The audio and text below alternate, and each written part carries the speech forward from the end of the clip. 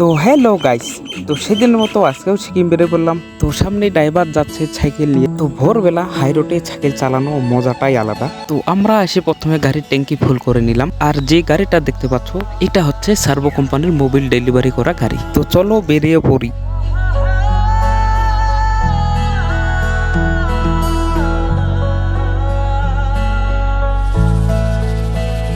তো তোমাদের ভিডিওটা কেমন লাগছে অবশ্যই কমেন্টে জানাবে।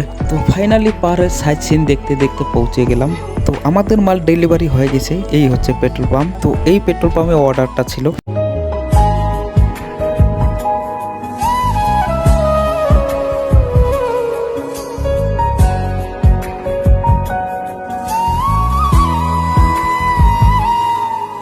তো আমরা গ্যাংটক চলে এসেছি। আর এই কোম্পানির যে দেখছো এই কোম্পানিতেও মাল ডেলিভারি করা হবে।